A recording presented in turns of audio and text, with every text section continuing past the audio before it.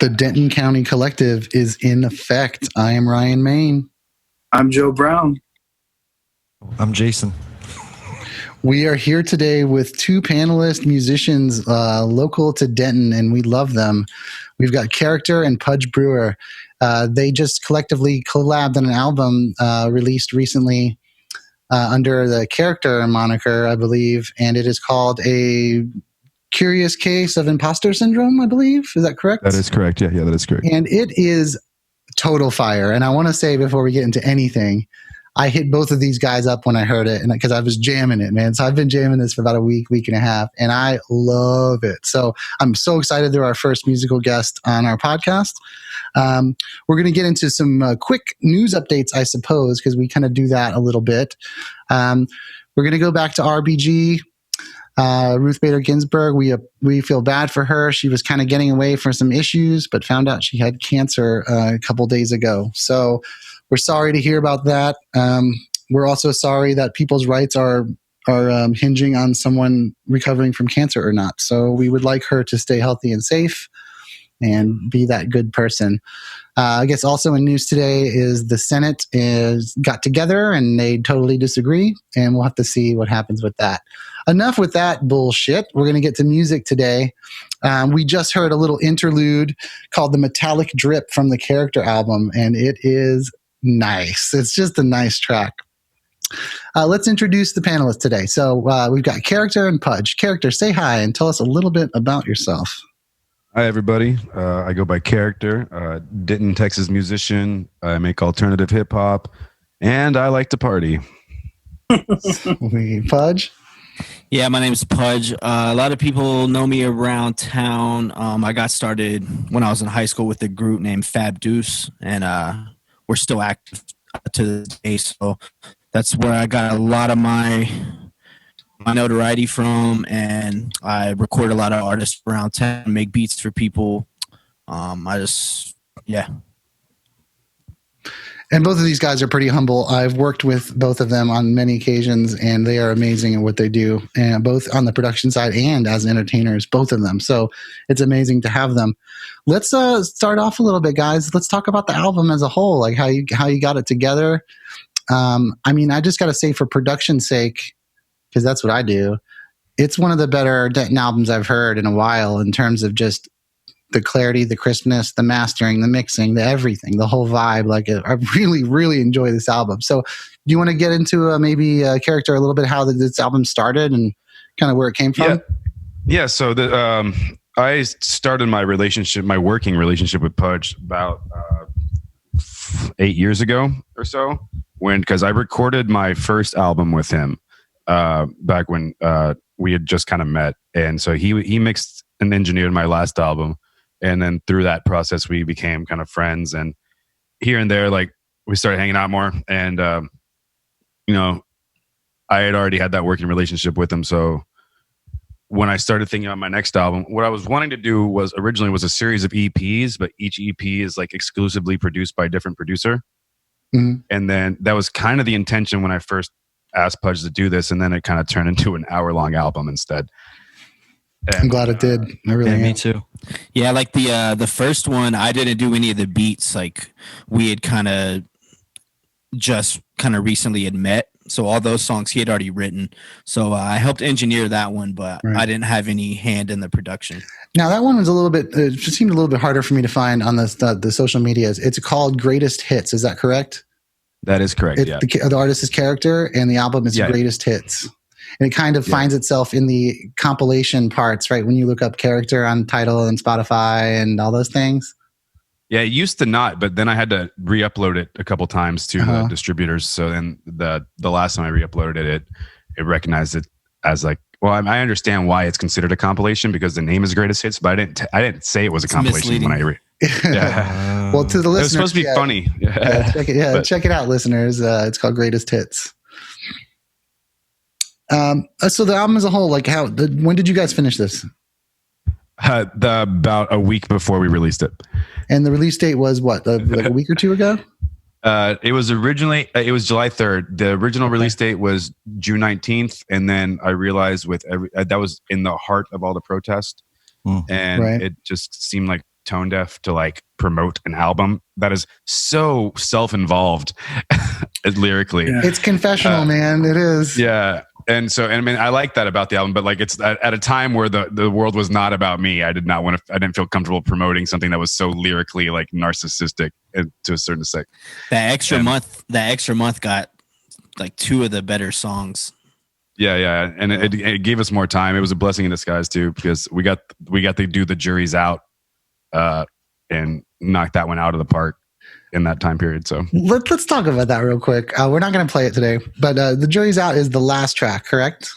That is correct. Yeah. It's cool. And can I talk about it at all? Or do you want the people to we can listen talk. to it? We can talk about it. Yeah. We can talk about it. So I want to say every time I listen to an album, I mean, I always look at song 1, 3, and 4 always first, but song 12, well, the last track is always so revealing about an artist because it's not the one that didn't fit. It's not in the middle. The middle and end is where the weaker songs generally lie in an album. But the last song is always like as a concept song, or maybe like where they'll take their music in the future. And I like what you did. It's really cool. And I think it features some really awesome musicians, and you can talk about that. And then it also features a cat meowing for a while. It's kind of, so it has that like hidden track vibe to it. Talk about the Tool cover you do at the end of that. So this is the first time I'm publicly announcing that's on the album. I was gonna wait around this long before I started talking about the thing because it's a hidden track, like you said. No. This is good. This is exactly the time that I was gonna start talking about it. Cool. And I'm gonna release it as like its own thing on Bandcamp so people can listen to it as well. But no, I just like growing up. I'm 29, but I was in the heyday of the CDs. And, listening to albums like Tool or Primus or like all these other bands that I grew up listening to, especially Nine Inch Nails does it too, where the hidden tracks thing was like a thing that was like track cool. 99. Yeah. Unbroken. Yeah. And I just like, I've wanted to cover Sober for a very long time. And then when I wrote The Jury's Out, I realized I was kind of saying parallel themes to the song Sober. And I kind of use that as an excuse to cover Tool at the hidden track on the album. Yeah. So because the themes I feel like we're dealing with the same issues, I within like a week before finishing the album, I posted on Facebook, who can I hire to play these instruments? And then people hit me up. And then so I hired Brett Crow and Poppy Zander, and because I wanted to do like a chamber acoustic version of Sober. And I love both of those artists, man. I work with them both. I work with Brett a lot, Poppy a little bit, but man, I love her work. I love her solo work. It's like a kind of a 70s like ABBA vibe to herself, and the piano is amazing in that track. Yeah, she slayed it. I was actually worried because, as you know, as a fan of Tool, sometimes people react different ways when you ask them tool related questions. Oh yeah, And- Keep in mind, when I first met this guy as his engineer, I was trying to get a grasp of how he wanted to sound, and he's like pretty much like Tool but hip hop. And Right. Pudge had no idea what that meant. And Yeah, what does that was my that sound reference. like? And what does that sound like? You know, and I don't Pudge know. doesn't listen to Tool or anything either, so he was just like, I have no idea what the fuck you're talking about. Like, but Pudge, it's funny now that 8 years later, I covered Tool on the album after saying that to him. Like, recorded together. I get it. No, we've worked a lot together, and I always play songs at the end of the nights. I'll play Tool and Nine Inch Nails songs, and we'll sit around and have some drinks and cheers each other and enjoy our vibe. You know, that's cool. Yeah, Poppy and Brett are great, dude. Like, that's such cool stuff. So, let's talk about COVID a little bit. I mean, and how it works for musicians these days, and maybe how it affected your album. We talked about that a little bit. You want to tell the listeners a little bit how like COVID affected this album aside from the waiting period? Yeah, so I've had like a release date for this album for months because I wanted to give myself a release date, and so I knew it was going to come out in June. And I think Pudge, we decided on that like in December or something like that. Like it was a while ago, and so then we started. We'd already been recording it for the last couple of years, and the general thing is that I go to Pudge's house, we get a case of beer, and we record a song or make a beat, and it's always just very personable, and we're like in the same room together. And then COVID, especially at the height of the fear, we were taking quarantine pretty seriously, so we weren't even like seeing each other like in person. Yeah. So I was like mixing on Zoom, and he would be Yeah. just listening into my mixing sessions. Wow. So how does that sound? I mean, let's talk about Zoom. How does it sound to hear a mix through? It It was worked. terrible. It worked. I mean- Good. It worked good once, and then the second time we tried it, I think I'd been drinking. I just couldn't figure it out. So we just And we he was just met just up. come over, dude. Yeah, he's like, just come over. They're like, we'll Fuck it. figure this out. Yeah, and he lives down he lives walking distance from me too, so I just walked over there. Yeah, I mean, it would be difficult. But like, yeah, there was half of the album though. That I feel like maybe not half, but there was like a quarter of the album that was recorded at home here, and I mixed it. I mixed a lot of it, and then I would give it to Pudge to either unmix it or like mix it or add his touch to it. So he'd be like, because I'm a sucker for too much reverb, and I know that's like a cop out. And so Pudge is like, hey, maybe let's not do this much reverb. Like, I get what you're doing. Yeah. He's like, It's good to have a reference of what he wants it to sound like in his head, though. So Mhm. Sure. And I know that working with character, I love the way you perform character, and I want the listeners to know, you're not just a rapper, and I know that probably sounds horrible, but oh no, it's what I'm saying is you're multi-talented. You're a singer. You're in a rock band called Character and the Method Actors, whom I love as well and love to work with. And I know every time I basically set you up, I got a dry mic for rap, and I've got a wet mic for like background vocals, and yeah. and I love the way you kind of do that live. In fact, what show was it that you played at Backyard where you were completely out of? It was like a country, or it was like some sort of show that was. It was metal. It was a metal show. Yeah, it was the Rod of Obsidian album release show. Yeah, and by the way, that was a Yeah. great show, and Rod of Obsidian is amazing. Yeah. But you had to turn the whole. I mean, it was a work for you to do that, and you pushed through, and you got people jamming and vibing, and that's a kind of a hard thing to do. What you were trying to do there. So you're an amazing performer, man. Thanks, man. Yeah. Yeah. No, that was those guys. They really like me, and I'm friends with a lot of those people, and they were just like, let's switch it up, and they had me host their show and rap. They had me do like 3 15-minute sets in between every metal band. Yeah. So Wow. you get these like blast beats and like just chugs, and then it's just like, all right, here's this weird guy going to talk about how weird this all is, and we're gonna rap now. And by the third pitcher, it helped me loosen up a little bit. No, for sure. Yeah. And Matt Pohl was my DJ that night, so we were doing just fine. By the third 15-minute set, we were doing just fine. Totally. No, you guys totally were. You had the crowd going. I remember you were set up on the ground in front of the speakers, and that's always like a sound man's worst nightmare. I'm sitting there like, oh my gosh. But we worked it Especially out. with like man. all the It's not- reverb and stuff. Yeah, Yeah. That's all the feedback loops. yeah. That's cool. Do you guys want to hear a track? I'd like to play a I track. do. Let's Yeah. start Yeah. the opening. Let's start the opening track on the album. It's called The Imposter. And I think we're going to talk about like confessionalist style art, because it's about the self, and this goes really well with why they didn't release it when they did. And let's do that. So go ahead and start this track.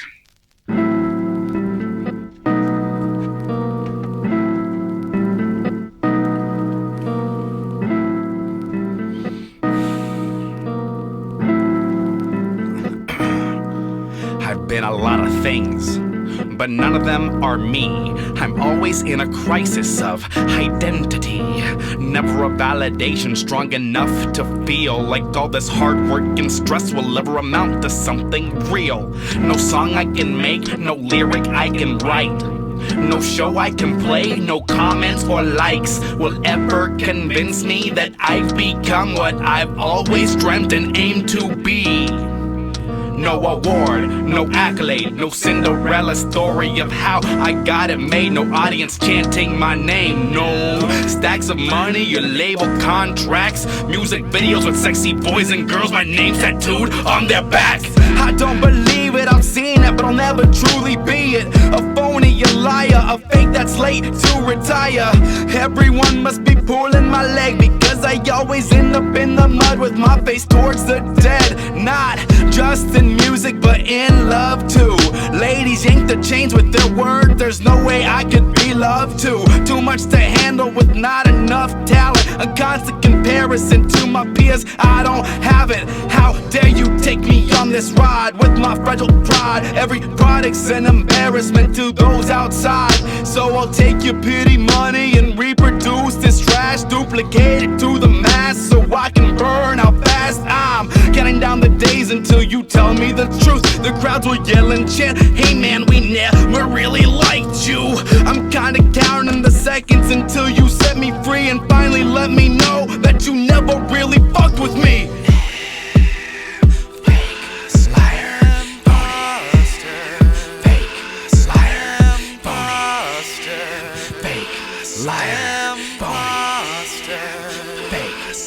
I'm an imposter,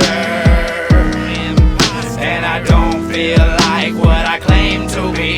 I'm an imposter, and I don't feel like what I claim to be.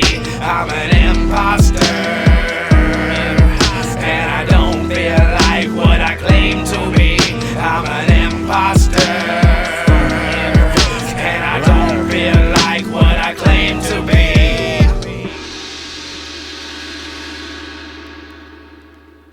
That was beautiful, man. That was really incredible. I love that song. There are so many tracks that I've been handed recently off this album that are just blowing me away. The playfulness is something that happens so easily in this album that it almost feels like I'm having too much fun to be listening to something so introspective. Does that make sense? Yeah, like, that's definitely intentional for sure. Yeah, I love it. I love I mean, it's obviously it's in your name, but the characters that you come up with, where do these people come from? Are they the same character that's showing up in some of these songs? As far as it sounds something reminiscent of things I've heard before, but it's totally unique. I love it. I love the playfulness and the agitation you hear in the voices of these interluders. I don't know how else to describe them. Tell me about those guys. They're all me. It's just different shards of my personality, yes, mixed into one abrasive person.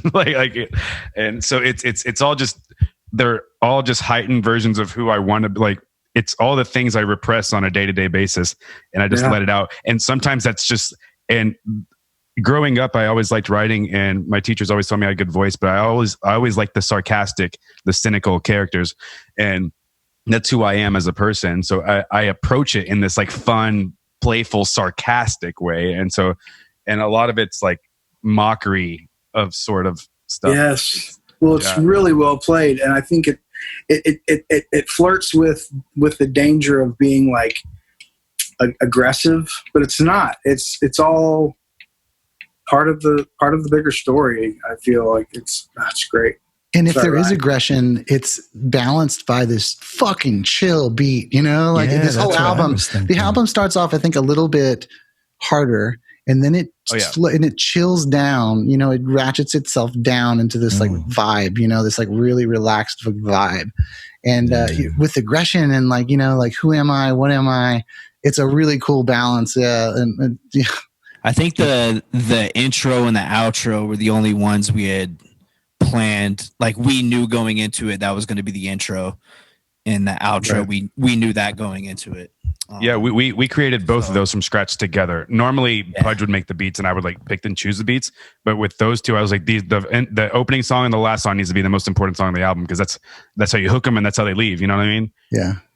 And so those are the two that we sat down and I told Pudge my idea and he made it out of my brain, and then we turned into something way different than his idea was, I'm sure, by the end of it. But it's still close enough though. The vibe was still there. Like, so I told him on both the Imposter and Jury's Out, if you notice, it's like a ABC section on all those songs, on both those songs. Mm-hmm. There's the slow beginning, the middle part, breakdown, and then it's a little. And then the C part, the singing part in Imposter, and the belting part in Jury. So nice. So because I wanted them both to kind of be like the story, and that's why at the end of Jury's Out, I say the opening line from the Imposter. The last words in Jury's Out before the hidden track it's the first like 3 lines in the Imposter repeated over again.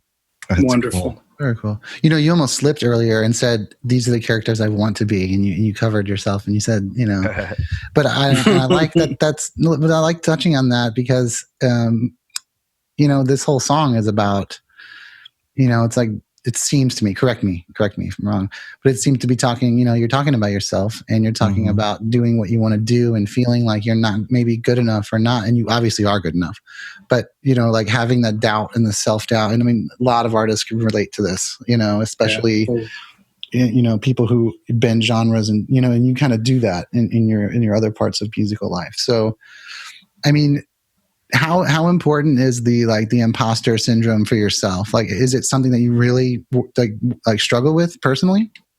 It's a lot of times. Yeah. Even like at work or something like that.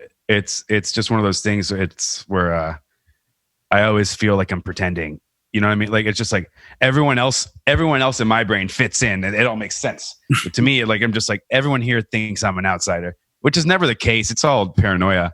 Which we delve into paranoia on the album later. Right. Yeah. but it's all just paranoid thought. And especially, but a lot of that came from like being in the hip hop scene, because I am the weirdo of the hip hop scene. And so with hip hop, it's like there's a certain standard with like what makes a rapper and stuff like that. And I hang out with all these rapping people and they all tell me I'm a rapper, but I'm just like, yeah, you guys are lying to me though. Like, I mean, you have maybe an outlier vibe, but like, I mean, be honest. I mean, if you look at the other bands in town and how big they are, or whatever however you want to rate that metric, you're one of the bigger ones. Like it's not like you're some like small time just starting up. People are just knowing who you are. Like people know who you are. You have a different vibe, which is good because that's individualism. And that's kind of, I don't know. I think it speaks to some. I'm sorry to interrupt. I think it speaks to something in the vein of, like you were saying, professionally, even when you're at work doing your 9 to 5, you have that feeling. And I think that's something natural, especially someone coming into a certain amount of time doing something where you start to realize that you are the professional. It's like it's like growing up and realizing your parents aren't gods. It's like, I'm gonna be one of those adult things later. It's that whole idea. And I think that there's an amount of humility that is apparent in that. That you can look at it and go, maybe I'm not up there with those guys, and then your peers go, yeah you are. You're here doing it, getting paid for it. It's all good, man. Yeah. I don't know. It's actually it's fun. You seem like an artist that goes beyond rap. You're like an artist that can rap, and that's so much bigger than just a pigeonhole. You know what I mean? I was really impressed by that. That's why it's fun for me, because I come from a very just classic hip hop background, and all my stuff is just classic hip hop shit. So it's fun. You keep him rooted, though. You know what I mean? Yeah, I mean that's just where the avenue that's fun for me. So a project like this is kind of challenging for me, and that's probably the most fun part about it. Isn't that cool? That's growth, right? Yeah. And that's actually a reason I wanted to go with Pudge too, because I was worried that I was kind of venturing too far off the hip hop path. And I wanted to make a hip hop album, and I wanted to make like a classic hip hop album, and I ended up just doing a character album. But it's cool. It turned out better than I ever wanted it to turn out. But I went with Pudge because I wanted like that like rootness in hip hop, and I wanted it to be a hip hop album. Yeah. And so Pudge, our collaboration with Pudge is just hip hop. His whole being is hip hop. He just is hip hop. And Pudge, can you expand on that? Can you talk about like your hip hop background and what that's been like for you, like over your time? Yeah, I don't know, man. I read all the books and watch battle rapping most days of my life. I don't know. It's just something I've always liked to study and have tried to master, Yeah, totally. It's so cool. But Pudge has been doing it since he was like a teenager though, too. Like he's been rapping since when did you start? When did you join Fab Deuce, Pudge?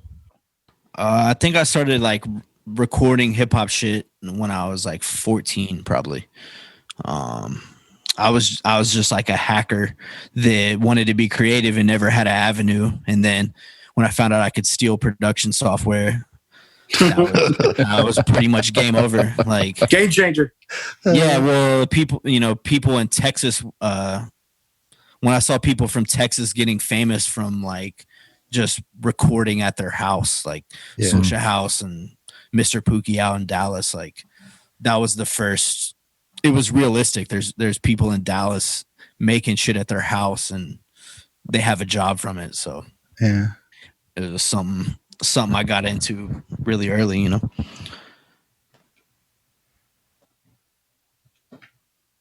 That's cool. Yeah. I wanted to get into influences later, but let's do you want to talk about since we're talking about your like kind of background, do you want to talk about your hip hop influences at all? Like maybe it doesn't have to be your favorites, anything, but like what like who turned you on to hip hop? What maybe what act? Like are there certain acts that you just like followed your whole life? I mean, for me, A Tribe Called Quest has like always been there for me, For sure. Yeah. Do you have any kind of a background on that, Pudge, about your musics? Yeah. A lot of the old like Los Angeles stuff, like the Far Side and Cypress Hill, and it's weird because it's like East Coast hip hop that was made in Cali is my favorite. It's like my favorite subgenre of hip hop. Stuff that sounds like that it could be from New York but was made in California. That's awesome because I grew up right outside New York City in Jersey. What's up? Represent. But I grew up with the East Coast, and then I got away from hip hop and rap when it got kind of gangster rappy after like Ice-T got really popular.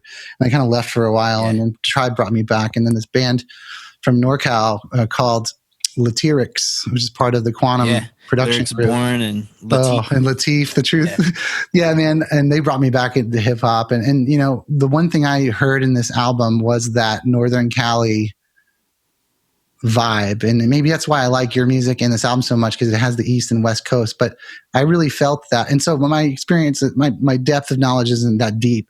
But like the Quantum productions, and those guys and like Black Alicious and all that, the vibe, Del, and I think of Del, the funky Homo sapien a lot when I listen to this a little bit. Does it fit into that sound? I mean, yeah, 100%. Growing up in Denton, in high school, we had like Haley's and Rubber Gloves. Bringing a lot of those acts, before they got big enough to play Dallas all the time, like Lyrics Born, right? They were all coming through Denton, all the Rhymesayers and Quantum and the Aesop Rocks, and like I don't know, that played a big role in just even more of showing me that like there was a lane for what I do. There it is. They a lot of those acts weren't necessarily like catering to any of the mainstream hip hop at the time, but you know that all those guys had a job, and that played a big role. And that's something that me and Character, we definitely listened to a lot of different stuff, but the like early 2000s like independent hip hop scene, that's something we both kind of agree on. So For sure, yeah. It's kind of where we meet in the middle, you know. Very cool. What are your thoughts on Cure for Paranoia? Can I ask you both? We like them. I like those They're guys. friends. Yeah. They're one of my favorite. I mean, I know I've heard some, drama and stuff about the band, but I really think they're. I don't know anything about the Oh, band. well, we're not going to talk about it, but I shouldn't have said it. But, they're awesome, man. Like that Art Show song that came out like this couple months ago. Like, love that song. I was dying. Like, they played it for about a year or two, and I would message them, and I'm like, dude, where's the track link? And they're like, man, we haven't recorded it yet, So like finally that song came out. It's called Art Show. It was really, really cool. And those are another Dallas band that kind of, they get around, they're known, they're good guys. The vibes are great, when you see them. Hip hop's a real Cameron's a great MC. It's a real small world out here. So yeah, we definitely run into those cats quite a bit. Yeah, for sure. Yeah. There was one time where I think Pudge and Richie were playing, was it Ruins? And he was just working the door. We were just hanging out with him while he was working the door at Ruins in Deep Ellum. Yeah. Let's get back onto talking about the little characters in this album. I'd like to play and I believe it's the second track on the album, which introduces the characters to the character album. I think it's called Negativity. I believe is it the second track? That's featuring Stu Brootal. Yeah, and I think Joe knows him. So you guys let's listen to that real quick and then talk about it. Okay. Negativity.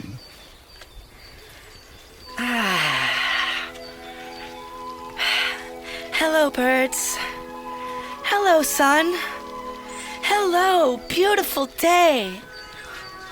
Hey, character. Hi. How are you today? I'm fine. Isn't today such a beautiful day? You wanna know what I think?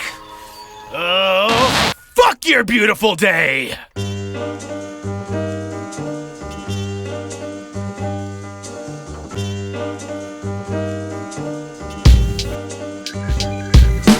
Catch me on my negativity, spread it around like a disease. Come get sick with the reality of recognizing that you'll never be free. Catch me on my negativity, spread it around like a disease. Come get sick with the reality of recognizing that you'll never be free. I love being everything that I ever hated. I'm such a bummer, now watch closely as I ruin your whole summer.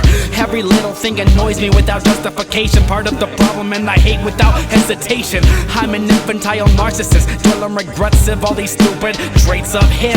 All the shame and the guilt as it builds in my gut creates emotional response that puts my soul in a rut. I'll mock your chakras, your protest, and your meditation. I think I might need medication, but I'm highly terrified of prescriptions since I seem to have a silly habit forming all of these addictions.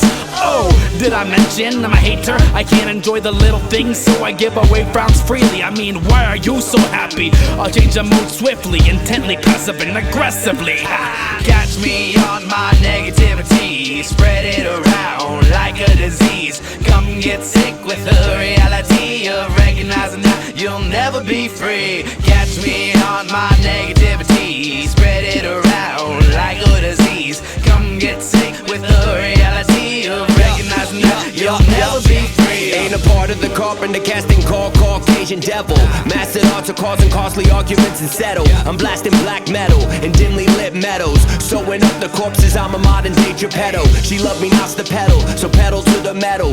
Dip to the crib, light a spliff and heat the kettle. Boil the blood, pour the love and snort the drugs and morph to sludge and sink it to the sofa or the torture. Who'da thought the boy you porked your daughter would show up in your living room with full clips and offers. Options to opt out, never in my roster. Bitches ain't a movie, I'm a motherfucking monster. Lost in codeine fogs, my motives lost. And all these talks, it got me feeling cross. And my mode's gone boss, and y'all the pawns I got. The sacrifice to the cause, unless you suck my balls, what's up?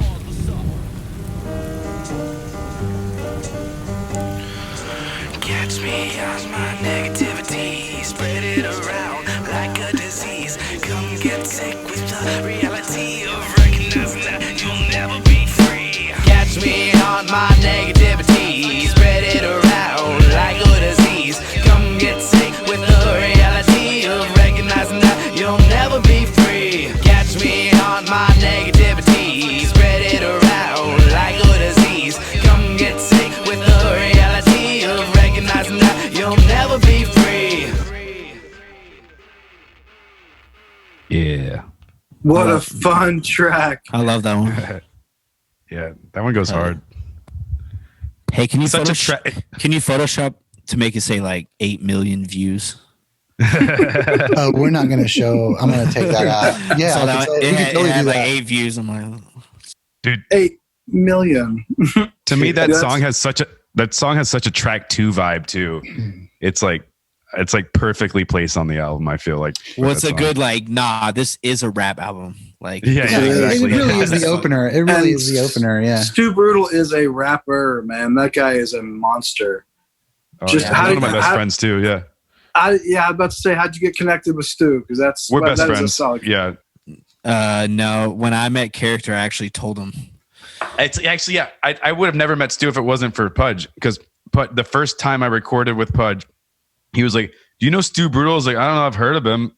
And then he was just like, "You guys like both like rap about weird shit, and you both wear black a lot, so like you guys would probably be friends." Seriously, it makes so much sense. Yeah. I'm a good matchmaker for MCs. Oh, Hell yeah. Like, I'm 'cause gonna be in Stu's wedding next summer. You know what I mean? Yeah. How cool is that though? I mean, he found a really awesome lady, and what an artist is that guy? I mean, seriously, in all aspects, that guy is an artist. Like he's constantly creating. And that's a Oh, cool yeah, he one doesn't that stop. I always like the tracks where I get a verse from England and work like. I was about to say It's because Stu's cool. been there for a while. Yeah. Oh yeah. Yeah. So yeah, he sent us the acapella and It's pretty amazing. much dry, and we did our thing on it. There's actually the Beautiful. 4th song we've done in collaboration since he's moved to England. Excellence. But Excellent. it's his first feature on my song. I've featured on his songs a couple times. Yeah. That's beautiful, man. Yeah, he and his sister and myself were in a play together about Oh, 15 nice. years ago, and she is a solid lady, and she moved over there with her mom, their mom, and he followed suit. And he's never looked happier. That guy, what a good dude. What a good place for him to be at a good time. Yeah, man. He's killing it. And dude, I talk to Stu almost nightly, and he is nonstop. Like I take breaks from creative. Like I'm like, oh, I've just exhausted myself. He's just like, gotta go. And Pudge is is he, actually the London? same Is he way. in London? Yeah. He's around London. Yeah, he's like in a Okay. suburb of London. Cool. Yeah, but no, Pudge is the same way, except he's not as spazzy about it. So, like, they both work just as hard and constantly, but Pudge is just like way more chill about it. Yeah. Making music's like video games for me. It's like Yeah. it's my wind down for the day. You know. Hell yeah. Hell yeah. Yeah, Stu. Sorry, go ahead. No, please. Stu is also a tattoo artist, and that's something that kind of came later on. I mean, he was always creating. It seemed like as long as I've known him, he's been creating music, tattoos, or something special too. It's really impressive. I don't think I knew he did tattoos, but then all of a sudden, out of nowhere, he was a professional. Yeah, it didn't like surprise me, or I didn't think twice about it. I'm like, oh yeah, That's pretty much exactly how Makes fast sense. it happened, though, Pudge. makes sense. It- Yeah, You found out And around the same time he started doing it. yeah, I didn't question it. I'm like, I didn't know he did that, but I could see I could see him being good at it that. all comes together. Yeah. Yeah. Let's talk about the beat creation and the lyric creation of this album. I mean, we touched on it lightly, but let's get into it, because I want to know the beat creation from Pudge's perspective, and then how the lyrics shape up, and in what order, and like how does that work? Let's start with just tell us. I mean, how does it start? Where does it go? I can take this one. So we kind of first start with him just coming over and just diving into my hard drive. So that means I'm playing in beats from 3 or 4 setups ago, you know. Mm-hmm. So he pretty much comes through, picks a whole bunch of stuff, doesn't end up using all of it, starts making songs, and then as he makes the first few songs, that kind of gives me the motivation to say, it's missing this, you know. So it's a handful of stuff I made. Exactly. Some of it ages It's back all to in like feel 6 or of 7 it, years right? ago. Some of it I made the day we did the song. So yeah, it just starts with him kind of like getting the album started, and then both of us kind of feeling it out from there and picking out what's missing and whatnot. How does the music start? Oh, sorry. Go ahead. Oh, I'm a big fan of demos too. So what I would do is before Corona happened and I actually had to mix it myself, some of the songs, I would take the beats and I would make my versions of the song, and then I would go record them at Pudge's house, but I would send it to him, and so he would already know what we're gonna do with it. And sometimes, like if the demo is good enough, most of my creations I'm sampling anyway. So sometimes I get scared that you won't be able to recreate how good the demo was. So just give me the acapella of what you did, and I'll do my thing with it, you know. Where do those sounds come from? We start with a beat, then we add bass. I mean, you chopping? Like, how do you find your sound? I pretty much try to find like whatever sample or melody I'm gonna use, and pretty much build around it. Because if I hear the right sample, I already know like what tempo I'm gonna want to be at, and it's a hard question. I'm sorry, that's a kind of hard question because it's an idea that becomes another idea that becomes, and all of them are so different. Like because some of the songs there's other musicians on, that they kind of started it, and I just add drums to it, and even at my house right now, I have like 4 different beat making setups, just so I don't use the same process every time. Yeah, hardware, software, mixture. Yeah, some of my stuff, like there's 2 or 3 of them I just made with like plugged a few different drum machines and samplers up to a loop station and just made it that way. I try to keep a few different methods around. That way my process doesn't get stale. So what are your guys' DAW of choice that you guys use? I use Logic. Yeah, so I use Reason for pretty much everything that I do. That's the first thing I ever used was Reason. I loved it. Yeah, well, I always made beats in Reason and then recorded in. I went to school for engineering and learned Pro Tools, and then I worked at a studio that used Logic. And then eventually Reason wisened up and allowed you to record vocals in the program. And since I was already working out of Reason. No, Reason's like the most intuitive software. I mean, not in terms of like visually how it looks in a studio. I was just looking at pieces of hardware essentially. Yeah, and you can flip it around and you can plug things into other things and create monster feedbacks and things that aren't supposed to really happen. It gives you like a lot of people never have studio experience, so it gives you a little bit of that experience. And that's the only way I know it is through synths and drum machines. I think Red Rum or whatever, or Redrum, whatever it's called. And then before it became an actual recording device, but that's pretty cool. Yeah, since I create in there, it's done for me to like have to rebounce it because I want to add a clap somewhere. Like, right, yeah. It's easier for me to just keep everything in one box. And I'm glad they did that. Hey, real quick, before we venture off too far away from the previous conversation about how he makes his beats and stuff, I do want to say that he is still the cool thing that I like about Pudge, and it's a cool process to watch. He's still one of the only people I know that still goes crate digging for samples. Yeah, I'm like nice. So he actually samples from vinyl. I'd say over 90% of my shit is from my vinyl. Awesome. And it's such an old school thing to do. It's like that's what I mean. It's like it's part of his personality is he does that. We do a lot of field recording as well, making our own samples and stuff.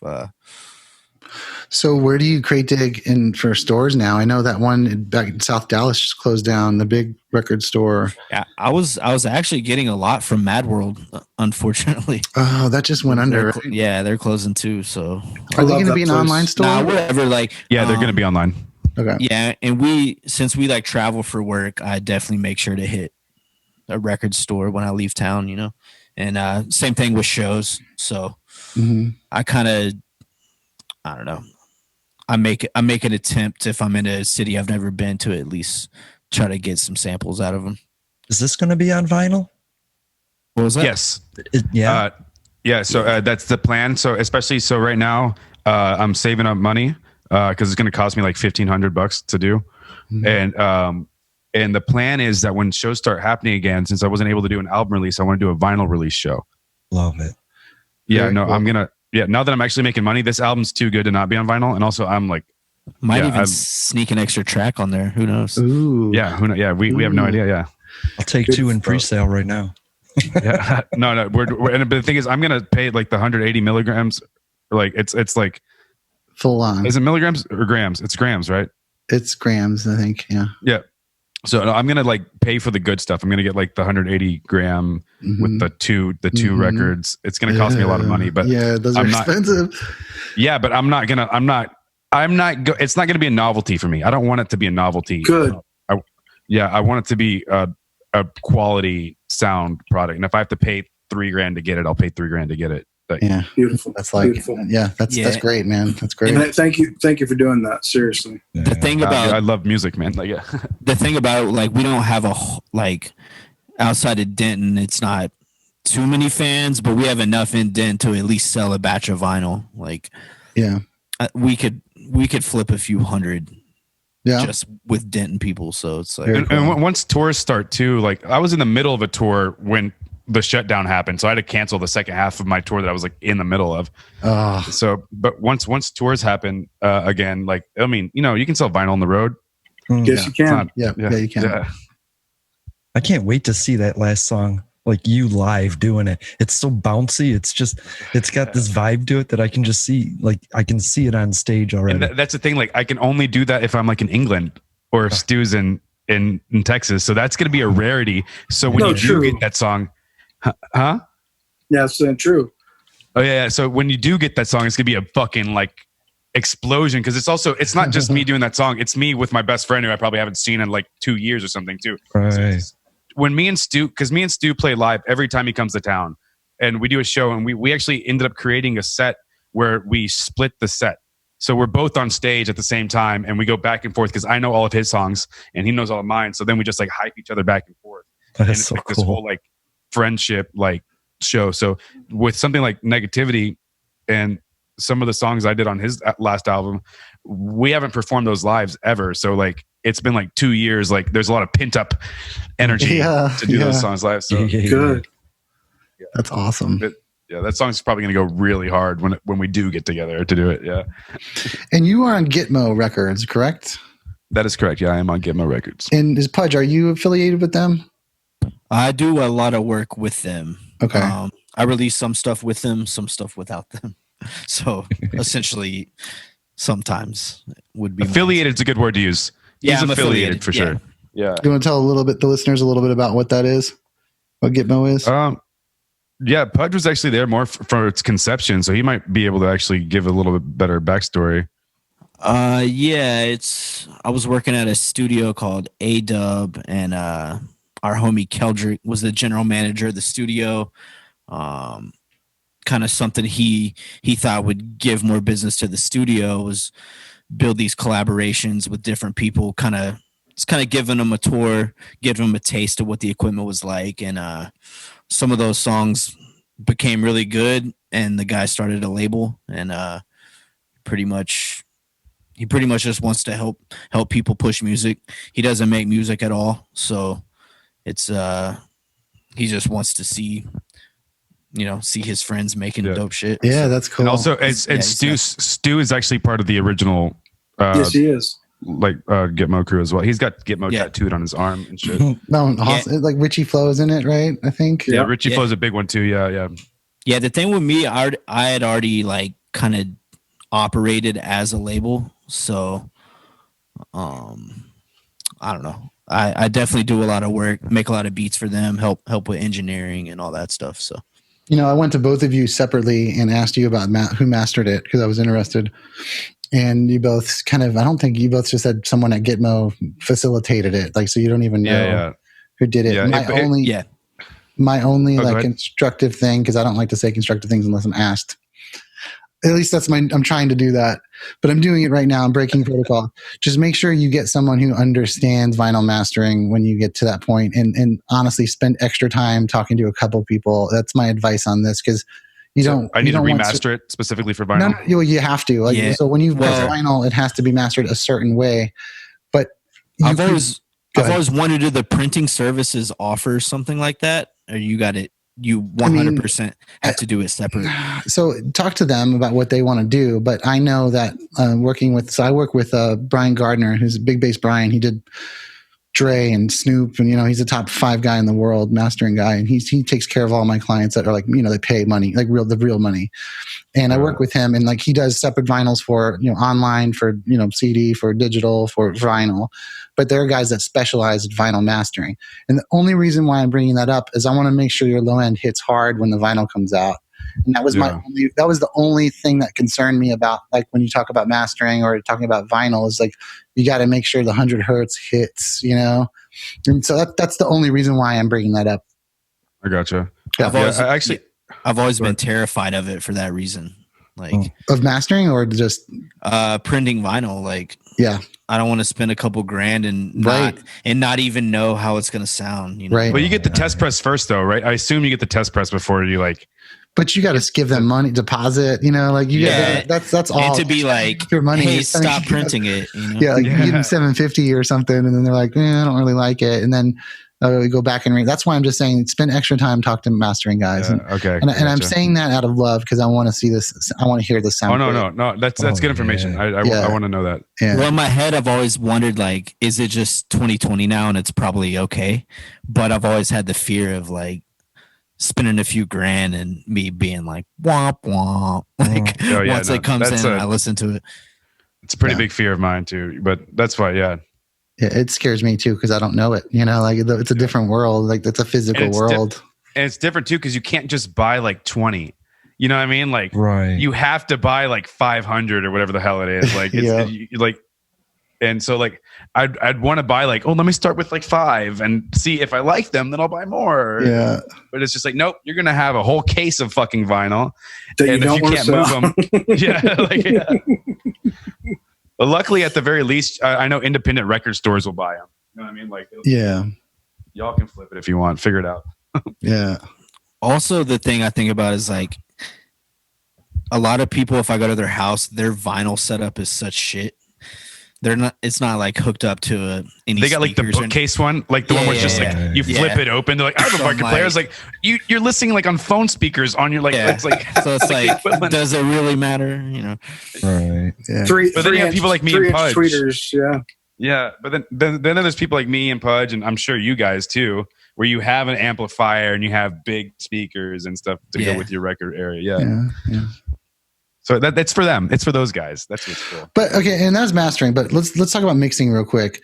This is an amazingly mixed album, and I want to know what percentages. I want to hear percentages from you guys, because you touched on it. But like I listen, and it's very difficult to translate mixes on an iPhone. Just the iPhone speaker. And this is where this album like really kicks so much ass. Like I hear the kick on my iPhone. That's hard. You got to be really good to do that, And so like, I feel like, I listened to this in the shower earlier today, I was like jamming it while I was in the shower. It sounded great. I put it in like my studio headphones. It sounded great.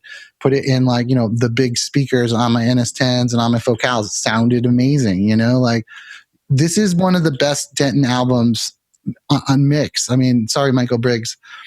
Because he does a lot of music in town, but this is one of the better mixed albums that I've heard come out of Denton in a while. And there are some other really good ones, but it's rare to be this good. Does that make sense? Does that make sense? We'll take it. We'll take it. Yeah. As far as the music, the beats, all that is mixed by me. Except for The Jury's Out and Icarus. Okay, Icarus is the second to last. Well, song, actually, no. He did all the instruments. The beats are still mixed. It's one of the weirder processes I've ever done, because a lot of it, like we're saying, with COVID, he's making demos at his house, sending them to me, and a lot of times I'm just like, look, I'm cool with how you did that. Give me the stems, and then I could get the levels, right, a little juicier, yeah. But it's definitely a teamwork thing for sure with half of these songs, where like I would get it to almost how I wanted it, and then Pudge would go in and just give it that extra thing that was off with it. You know what I mean? Yep. And I can't EQ for shit. That's one of my weak points. Yeah. So he experiments with a lot of distortion on his vocals, and it's easier if we let him do it how it sounds in his head, right? And then send me the stems of what he did, and then I can EQ, compress some shit, make it sit a little better in the beat. So right. Yeah, I do all the experimental stuff. He does all the nitty gritty stuff. Yeah, I get that. He knows enough to where I trust him. I can work with what he gives me. That's good. That's really good. So we've talked a lot about beats. Lyric making. Can we talk about that? Like, how does that process work? It's mainly stream of consciousness. Actually on this one, this is my most vulnerable work to date. And if you go back and listen to greatest hits, I do this thing that I call hiding behind metaphors in greatest hits a lot. So like I just try to be clever, and I try to like give you hints that I'm like feeling emotions, but like it's like the same thing when so you say you're giving a hint in a relationship, but it's really just like, yeah, I can't tell. Like, you know what I mean? Like, so on this one, I was just going through a lot more. I was being a lot more introspective, and so I guess it was a little less stream of consciousness. A lot of times on this album specifically, I would be like sitting in traffic or at work or just on the couch, and I would think of like one line, and it'd be one line that just meant the world to me in that moment. While you're listening to a beat, or just in your it literally like it'll just come up my head. Okay, cool. And so keep in mind, this isn't consistent with every song. Right. The process can be a little different. Like there are some days where I was just going through all of Pudge's beats, and I like would just like hum a melody, or I would look through my phone and then be like, oh, this line right here matches this song. Now let me base a whole song based on that line and the way it blends with the song. And with this album specifically, I kind of try to do the hook first. Okay. And then once I got the hook, I can kind of like revolve the verses around the hook. But sometimes, sometimes I'm having a panic attack and I'm just sitting on my couch in like the fetal position, and I just can't stop writing. And then I just translate that later to music. You know what I mean? It's a process. The process is different for every song. But mainly it's just I take these like one-liners of vulnerability, like while I'm like stressing out or having something, and then I relive that moment later when I'm writing the lyrics, and then that usually brings out some subconscious like thing in me, and it kind of like I'm like this like open wound in that moment. No, that makes sense. I mean, some of the topics you deal with, I mean, are, like you said, they're very personal, and I really like the way you playfully address it too. Like medication, like what we could talk about that. We could talk about your, feeling like you're not who you are. Like just drugs, alcohol, like all these things that affect a person. Like, I mean, you really do talk about all that, and I like the vulnerability of all of that. Yeah, it took a lot. It took a lot of me, man. Like I said, I think. With my last few works, I think I was just so afraid of being vulnerable. You know what I mean? I call it the Pinkerton syndrome. Explain. So, it only makes sense. Yeah. It's so when Rivers released Pinkerton, Weezer's second sophomore album, for those who don't know, is it kind of fell on deaf ears critically. And he said that that was the album he's put his most emotion on. He was vulnerable and he was like bare with his soul. And then it fell to like critical, like nothing, so to speak. You know what I mean? Mm-hmm. And so in that, like that destroyed him. Like he like didn't do anything until the Green album. And there's a good like 10 years between those two albums. Almost. Is it that long? I mean? Like, jeez. I don't know if it's 10 years, but it's not a short distance. You know what I mean? Right. And because, and if you notice when they came back, it was kind of poppy and safe. You know what I mean? Right. And the reason that happened is because he put himself so out there, and it like wasn't received the way at the time. Obviously now it's considered a classic, beautiful album. Right. But because he was like so scared to put himself out there, and then when he did, it just crashed and burned to his perspective. That was kind of like a fear I had before this album came out. I was like, man, is this like too vulnerable? Like, I'm like, are people like, I was like really scared to put myself out there. And that's why up until this point, I would just like try to be clever with my emotions as opposed to just like talking about them. No, I prefer this, but I think you were really on the mark by not releasing it during Black Lives Matter when it started the protests, because I was doing some things too. I do some things that are like streaming and away from music, but it's like I don't want to promote or talk about any of this. Like this is something else is going on that's so much more important, and right now even you could still argue that. I mean, we have a pandemic, we've got a political crisis, we've got a divide crisis, I think I like hearing this right now. Like it's in my life, I'm listening to it. I like it right now because it gives me a little bit of levity. Of course, you're putting yourself out there more than the listener, of course. I mean, you have multiple personalities on this album, like we could just have like a couch psychology session about this and it would be fun, let's do that real quick. So you say, I never feel like I'm me, I'm pretending. When do you ever feel like you're you and you don't have to worry about, or we don't have to ask this question either. Does that make sense? Like when are you comfortable? When I'm on mushrooms helps. When you're on mushrooms? Mushrooms help. Can confirm. Can confirm. Okay. No, like, I mean, like I do what we call medicinal microdosing with mushrooms as much as I can. But that's, I mean, that helps me get through it, but that's just another form of medication too. I mean, it's the thing, like everything you're hearing on that album is me, and that could change from like day to day. Yeah. So there are days where I might feel good about myself and comfortable, you know what I mean? But then the next day I might be like, why do I suck so bad? What's wrong with me? You know what I mean? Like, so it's all just based day to day. So there's not a specific answer to your question. It's just, if I woke up that day on the right side of the bed, I might feel a little bit better. No, that's a good answer. That's a good answer. Yeah. Sure. I mean, that kind of maybe segue. Was someone about to say something? Yeah. So when I listen to hip hop, I like my MC to be pretty much like a cartoon version of themselves. And I think Character is one of the better examples of that. Oh, good. So it's like it's exaggerated. It's not exaggerated, but it's him as a cartoon is the way I hear the album, And he's a character. I mean, that's the best name for him, for the artist. Like it really is. In fact, when he said Pinkerton, I thought he was going to get into commissary, like with the exaggerated voices, or like that's what I heard when you said Pinkerton. I was like, oh, cool, old cop movies, like okay. But no, that's really cool. That's also his Trump voice, by the way. My Trump voice? Nah, sir. Yeah, sir. Come on, sir. Patriotism, sir. Let's talk about drugs. Maybe we'll talk about microdosing and what that's about, because I want to know a little bit more about that. More people are doing that, it seems, around here. Yeah, I mean, there's a great track I'd like to play. Can we do that? It's called. Go ahead. It's called Get Down.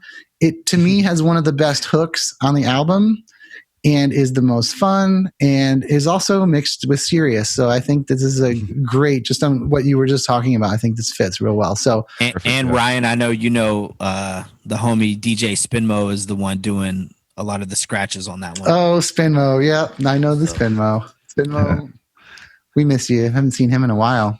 Yeah, he's... a lot of people know him as like a club DJ, but if you get him in the hip hop setting and tell the man to scratch, he's one of the best I've ever heard. So. Nice. Yeah, I've done a lot of shows with him. Yeah. All right, this is Get Down by Character. Check. Hear ye, I have the news of the day. Character likes to party.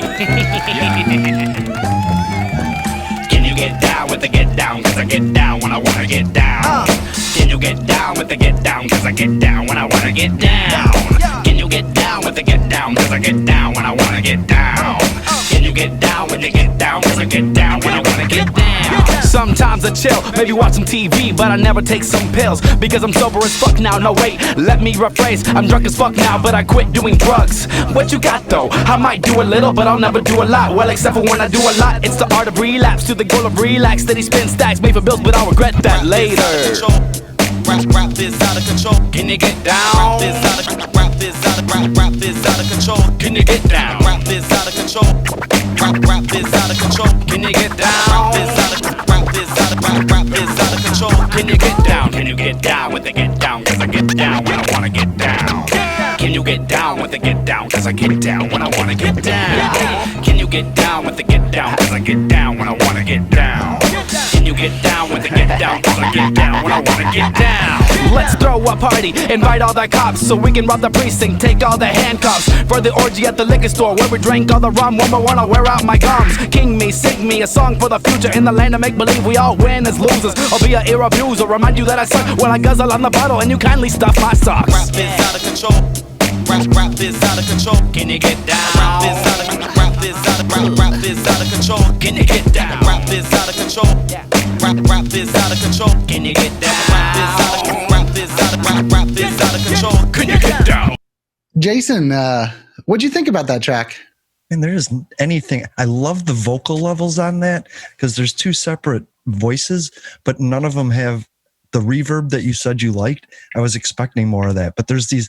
It's levels that I just loved on it, and that sound. It's not the beats. It's almost, that song is almost all beat except for like that bass sound that I just really loved with it because there's this bouncing, but yet there's this seriousness to it, and I think that's so cool. How does that? Where did that start? Pudge? As far as the beat, I mean, I know you work on the beats and stuff, but then how do you get the vocals to sound so good with the bass and all the other aspects of the song? You know what I mean? Well, Character's pretty good at planting his harmonies nice. Like I'll say he's real good at doing like a rap take and then also giving me like a higher pitch character to work with as well. I'm glad he did that one. I'd given that beat to like 3 or 4 different people over the past 5 years, and no one ever did anything with it. So, it's so playful. It's so fun. It's so fun. This is actually one of my favorite tracks. It's one of, I love this song so much. And that's one of my favorite things as a producer, because that's the last thing I would think this man would want. Really? Yeah. I just didn't see him picking that one, and it turns out to be one of the better tracks on the album. So totally, it's one of the magic tracks on the album. It really is. And that beat is a prime example as to why I wanted Pudge to produce the album, because I knew that if I was just searching for beats, I would always go with dark and dramatic every time. And I wanted that, like, I wanted to have funky songs. I wanted songs that you could dance to and groove to, and I knew that I wasn't going to get that if I was left to my own devices. No, this is definitely a danceable song. This is a danceable jam, man. Mm-hmm. Yeah. And it's easy. Like, I know from my personal stuff, what I prefer of my own self is, and I don't get to do it when I'm performing live most of the times, it is darker, more introspective, more sad music in some ways. But and this is just not at all that. It's so much fun to listen to, and I actually found myself like uncontrollably kind of bobbing to it. And I love that effect, and it's so rare that you get something like that on a kind of deep dark album. And this isn't a deep dark album, but it touches on some. The undertones are all like real dirty. It's fun. But what are you bopping to? It's all in tempo, but there's so many different little different tempos in there with the vocals, and then the sound and the beats, and then the bass, and then the it's like there's so many different beats to bop to. It's so cool. My mind never got bored listening to it. Great. No, it fires the brain. It does fire the brain. And I think this is the album where, like, you get up and you start dancing to this album. Like, I think this is the song. And this might be one of the crescendo, the first or the crescendo of the album in terms of, like, danciness, I think. Doesn't it chill out a little bit after this on the album? Yeah, it goes into a vibe for a little bit. But this is, so this is song 4 or 5, I think.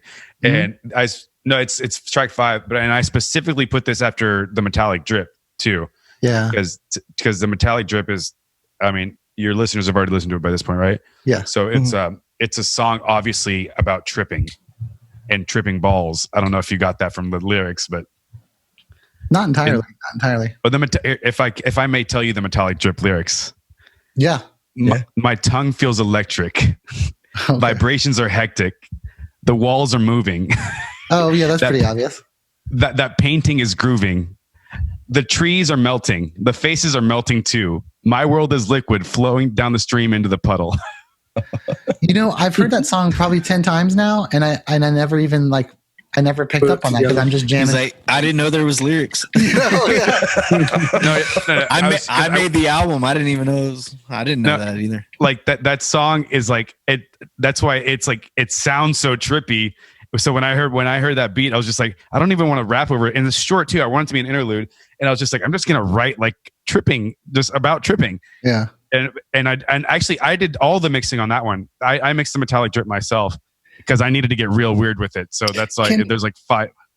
Can we borrow this track as an intro for the show occasionally? Yeah, that's fine. Take it off because I love it. Yeah. It's like the vibe of it. So like, I mean, it's a great. I mean, you're talking about lyrics, but it's a great a music track, you know? Yeah, especially when that beat drops like in the second half. It's so sick. Yeah. But we were talking about Get Down though. What's up with Get Down? Sorry. Yeah, Get Down. Yeah. Get Down. That one's cool because it's like, as far as a producer, that's kind of the sound everyone expects from me. But I have all this like darker shit that the people in my circle don't really use. So it's cool to have a little bit of what I usually do, and then also have him pick the stuff that no one has picked in the last, like I'm saying, like 5 or 6 years. It's stuff that's just been collecting dust. So that's beautiful. It's beautiful that it can get used in that form. Yeah, a lot of it he would pick, and I'd be like, "Really? That's the one you want?"